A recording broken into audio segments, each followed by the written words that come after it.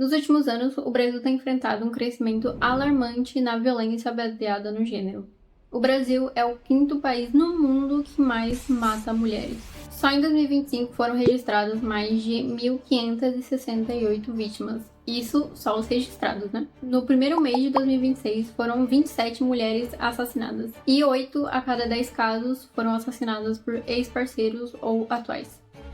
De 2024 para 2025 teve um crescimento de 4,7% no aumento de vítimas. Pensando em tudo isso que está acontecendo, como todo dia, toda semana, a gente está tendo que ler notícias absurdas de mulheres sendo mortas, sendo apenas por serem mulheres, vendo que só a gente chegar aqui e falar, por favor, parem de matar a gente, não é suficiente, eu vim trazer aqui dicas para vocês se manterem seguras na rua, em carro de aplicativo, em transporte público e no geral. E também dicas para vocês identificarem um possível agressor. Por mais que a gente, infelizmente, tem que ler homens falando que é só vocês escolherem melhor, que acho que eles esquecem que toda vez que você começa a conversar com alguém, não vem uma fichinha automática dizendo se a pessoa vai te matar ou não. Eu vou te trazer aqui possíveis alarmes que isso pode acontecer. Vamos refutar esses argumentos que ela trouxe, mas eu acho que o mais engraçado é que elas realmente se sentem ofendidas quando nós falamos. Você precisa escolher melhor. É sempre esse mesmo argumentozinho. Ah, mas ninguém vê escrito na testa se é ruim ou não. Vamos começar mostrando isso aqui, né? Que é incrível. Que elas realmente se sentem ofendidas com isso. Vamos lá. Ninguém precisa vir com uma etiqueta ou com algo escrito na testa para você saber se essa pessoa é boa ou não. Porque existem sinais que devem ser observados. Quase todo homem problemático dá sinais claros antes de virar um desastre, e os sinais mais comuns são histórico de relacionamento caótico curto, tanto é que mais de 90% dos homens que cometem algum tipo de. Acho que na verdade é quase 99% dos homens que cometem algum tipo de violência contra digníssimas, eles são reincidentes.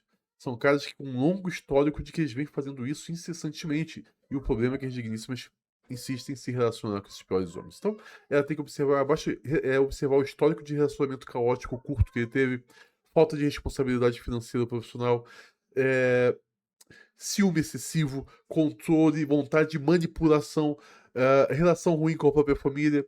Claro, colocado sob em determinados contextos, a gente percebe isso.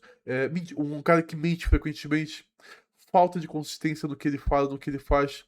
O cara que trata mal pessoas que estão subordinadas de alguma forma a ele, trata mal empregados, as coisas todas. Isso aqui são sinais extremamente visíveis, são sinais observáveis. O problema é a ausência de informação. O problema que nós temos hoje são que as digníssimas, elas abrem os seus membros inferiores para homens que elas nem conhecem a vida. Ela não conhece o passado, não conhece o caráter, não conhece os amigos, não conhece a família. Ela se relaciona com homens extremamente desconhecidos. E o pior sempre acontece. Ou muitas vezes elas acreditam, não, comigo vai ser diferente. O problema é que elas se recusam a valorizar as informações que contradizem o desejo dela ou a fantasia dela. Escuta o seguinte, escolher mal, né, do caso dela, escolher mal não é azar, é um padrão. Se uma digníssima tem um, dois, três relacionamentos ruins seguidos, a probabilidade é que esse azar, na verdade, é o desejo dela escolhendo esses caras. Quando esse padrão se repete, a variável comum é a própria escolha. Então, continuar atribuindo tudo, mas aqui não vem escrito na testa, é recusar aprender com a própria experiência. Essa frase que eles usam, não vem escrito na testa, é uma forma sofisticada de se isentar da responsabilidade. A tradução dessa frase é: eu não quero ser cobrado pelas minhas escolhas. Prefiro transferir toda a culpa para o homem depois que deu errado.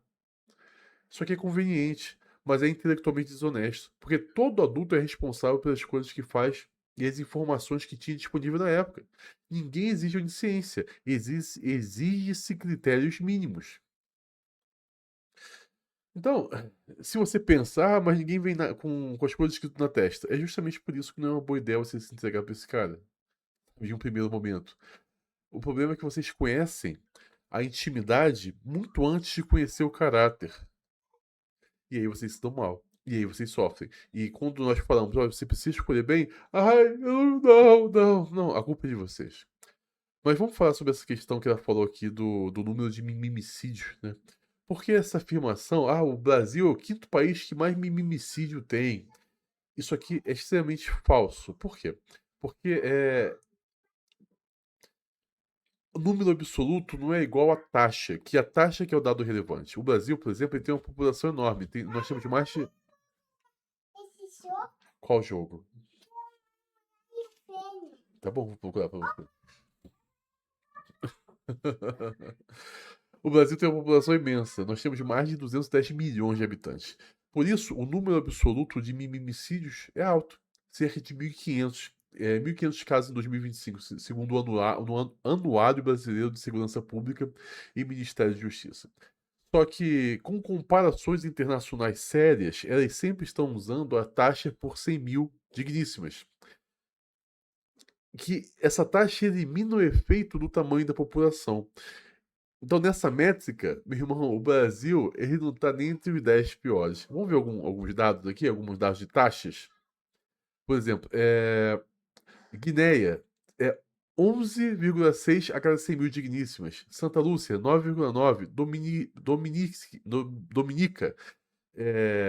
9,0. Haiti, 8,7. Jamaica, 8,2. Honduras, 7,7. Guatemala, 6,8. Equador, 6,7. Nigéria, 6,5. México, 5,6.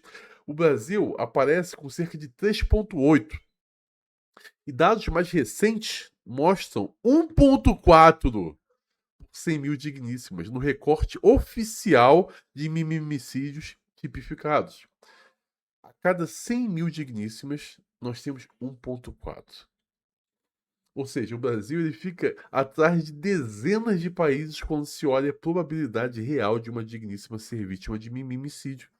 Além disso, tudo, nós sabemos disso, tudo se encaixa com o mimimicídio. Por exemplo, teve um caso que foi noticiado até pelo jornal Metrópolis.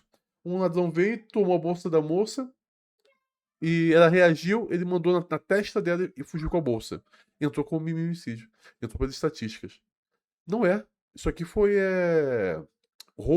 roubo seguido. É latrocínio, que é o nome certo disso. Mas entrou como mimimicídio das estatísticas. Ou seja, infla-se artificialmente as taxas de mimimicídio na sociedade.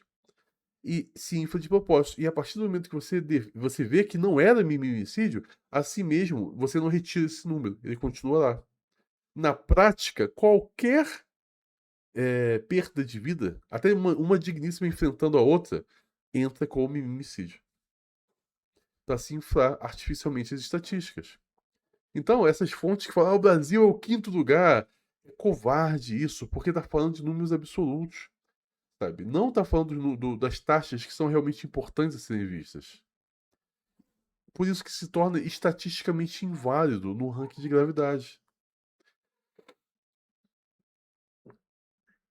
Tudo que as digníssimas falam, a gente sempre precisa filtrar, porque, cara, vai ser mentira, enganação e vitimismo.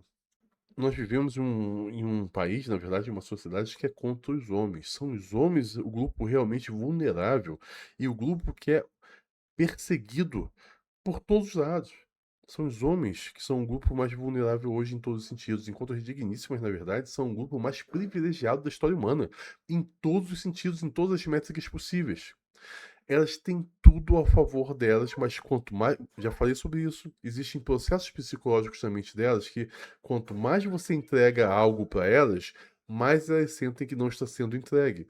Então você tem leis, você tem. Cara, tudo. Tudo. E mesmo assim elas continuam se vitimizando. Essas pessoas precisam, sabe? Você mostra a verdade, porque elas são movidas não por fatos, são movidas por ideologias. Teve um debate, eu não vi esse debate, mas teve um debate de um cara contra uma mimimista, e ela falou assim, eu discordo da sua opinião. E o cara, não, mas isso aqui não é minha opinião. Eu estou lhe apresentando fatos.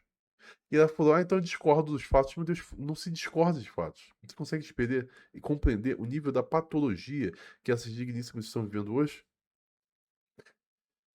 Sempre é baseado em mentira e engano. A gente não pode acreditar em vídeos assim. Esses vídeos são para criar alarme entre elas mesmas e forçá-las a seguir uma ideologia que quer dominar a mente delas. E essa ideologia que tem destruído a nossa sociedade. Cara, sabe qual é o culpado da violência que te aflige? Da inflação que destrói teu poder de compra? São as escolhas delas. As escolhas políticas delas estão destruindo a nossa sociedade e elas afetam diretamente você. Elas vão afetar a sua vida cada vez mais. Se não fosse essas escolhas políticas delas, acredite, a sua vida ela seria muito melhor. Por isso que nós precisamos nos posicionar contra essas ideologias, porque essas ideologias estão acabando com todos.